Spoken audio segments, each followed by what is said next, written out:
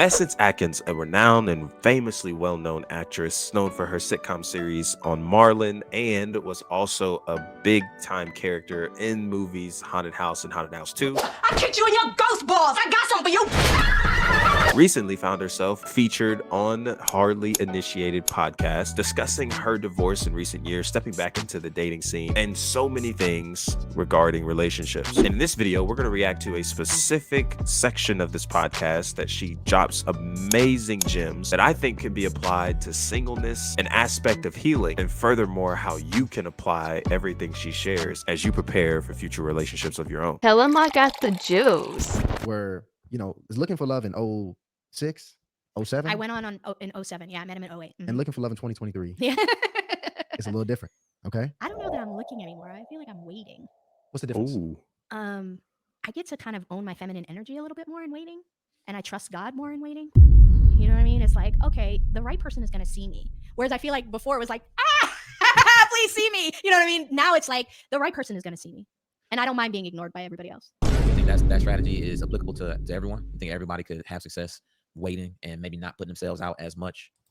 So before she gets into that, I think that is a phenomenal take. She said, I am okay with being ignored by everyone else by the simple fact that I know the right person is going to see me. And I think all of that is centered on trusting God. This is something that I have continuously been learning, and I continue to grow in myself, and just trusting God with my relationships. And I feel as if I've been better off ever since I actually took that leap. Get to the place in your journey and in your relationship with God where you trust him so much that you don't mind being ignored by everybody else, especially in today's culture with social media and so much access, everybody telling you their next moves, what they're up to, what they're doing, everybody in a mode where they might want to be seen more frequently, dangerously in some ways. And so I thought that was beautiful. But let's check out what she has to say.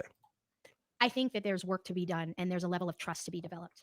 You know what I mean? And that's where I'm at. Like I'm doing the work. I've done the work of who I want to be and how I want to live, and cultivating my own joy and having relationships that are platonic, and valuing those things and enriching my own life. And I think that is the way to attract the best partner for me. Boom. Let me know in the comment section below if you can relate to that. Have you been doing the work? Where are you in some of your process and some of your journey? Is this something that you feel you are at currently? Powerful stuff. To be where I want to be in my life without a partner, and then attract a partner who is like-minded, who is also where they want to be, who also has their own joy, their own relationships, their own ambitions, separately than just couple them. So you're really working, not really waiting. Working on me. Right. Yeah. I think when people may hear the waiting part, they literally like on the couch waiting. And they're waiting for Prince Charming to come rescue them, rather than doing those kind of investments that you're talking about. Yeah. Yeah, and I think it's important too. Okay, I know y'all still can be tired of me pausing, but catch this, man. This is what we're getting at. Lately, we've been posting things surrounding what does it really mean to be healing and all those kinds of things. That is what it means. And she's going to go deeper into explaining this. So you guys be sure to like this video, subscribe as you gain something from this that she drops here. But I think it is so important that you are present in that healing space, because so many people use that as a term of facade and faking it. And really you're out doing things that are causing more damage and not really getting the healing you need. And there's a lot of issues at the root of that. And it really delays you from getting to where you're ultimately wanting to be. And I just think that's beautiful.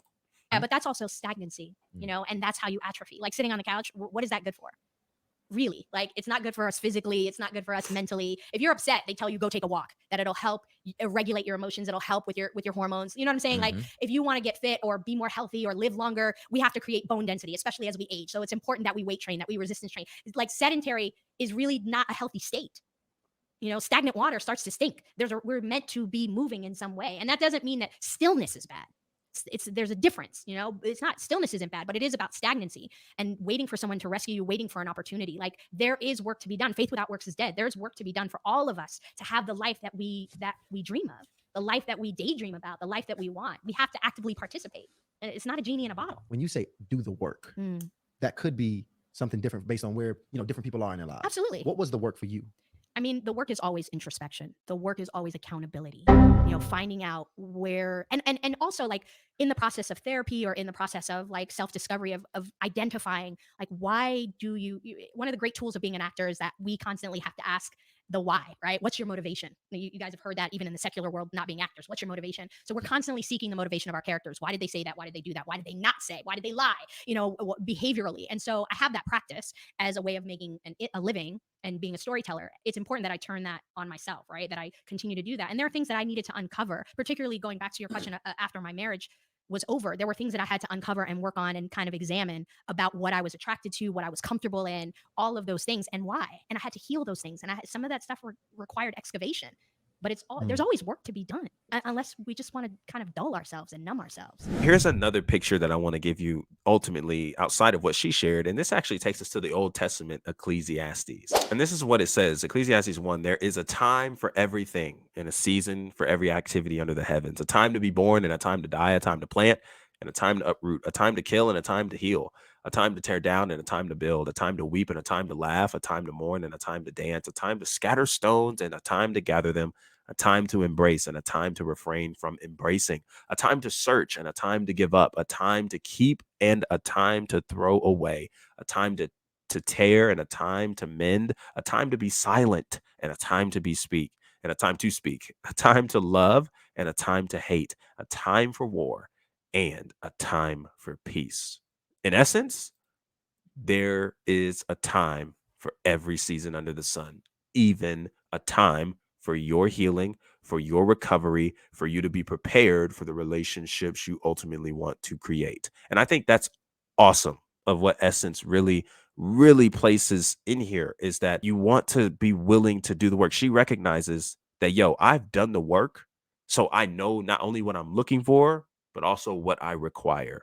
And now that I have done those two things and I gather understanding of that, I'm able to actually step into the space of dating, step into the space of seeking out a romantic long-term partner to do this life with more precise, with better direction, with more clarity, and not settling just because this person has appeared to be something that deep down they may not be. And that is massive. And that's the biggest thing that I want to get over to you guys as you're journeying through singleness, wherever it is that you are. Your singleness is massive because this is where you're able to do the work. And it's not to say that the work stops when you get the relationship. No, you continue it. Now you're just incorporating somebody else to do the work with.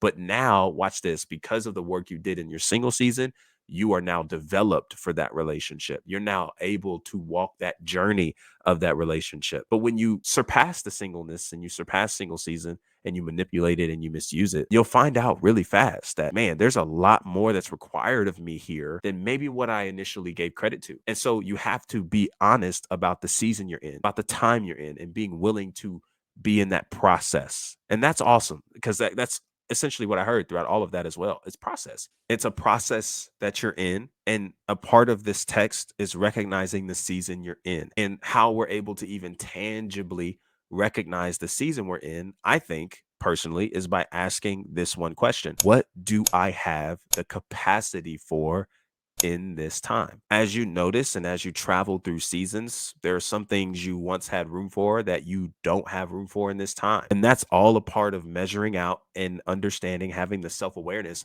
of what you can actually commit to. What can you actually put time and invest time and attention into? And a part of understanding that is understanding what's required of you for what you're looking to do. If you have an understanding that what's required of you as you walk into a dating relationship, as you walk into a romantic relationship, is time and attention, direction and vision. When you understand that what's required of you on the simplest of forms is time spent with this person, you have to now begin to make room for this individual into your daily life. You have to be more considerate of what this person is looking for, what this person may want and or need, making room for those things, more conversations, more time in person, all those things. It's so much more than what I've listed, but you have to be considerate of that and genuinely ask yourself, do I have the capacity to commit to this the way that I need to, the way that I know I can? And if you don't, be honest about that. Communicate that if you're in a space where this is something that needs to be discussed, and move on from there based on the conversation at hand. And it doesn't mean that you'll be perfect. I do want to keep that in mind too. It doesn't mean that you'll be perfect. It just means that you're prepared for the journey of what's required of you here. And most of all, it keeps you from just settling for any relationship because you're lonely, you're bored, it's the holiday season. I want to go to dinner with my boo thing and tell my whole family I got somebody on my shoulder. Like, again, relationships are just so much more than that. And minimizing relationships to that only harms you. It doesn't benefit you. So I love all that Essence shared here. I definitely think you guys should go check out that whole podcast. Again, link is in the description.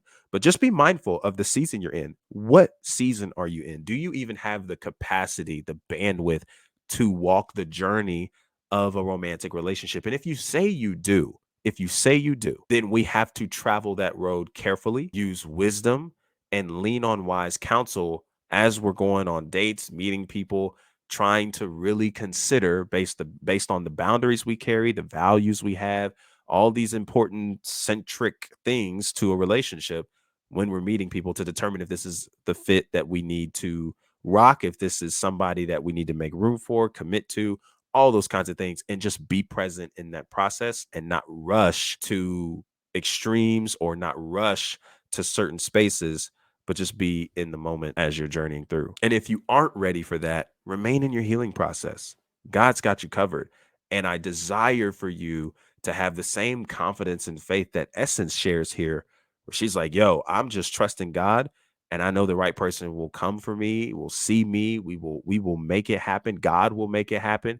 And I'm not worried about being ignored by everyone else because I know the right person will come along. And I just want you to get to a place where you trust God with that. And that takes some time. Don't think it'll happen overnight. But the more you journey with God, the more you continue to put time in with Him, He's going to make things make sense and give you the clarity you need for the relationships you ultimately need to have in your life to get you to where He's calling you to and developing the capacity to withhold it. So your boy appreciates you oh so much for checking out this video. If you like this kind of content, be sure to subscribe, like this video, share this with a friend. And as always, until our next conversation, be easy and be breezy, my friend. Peace.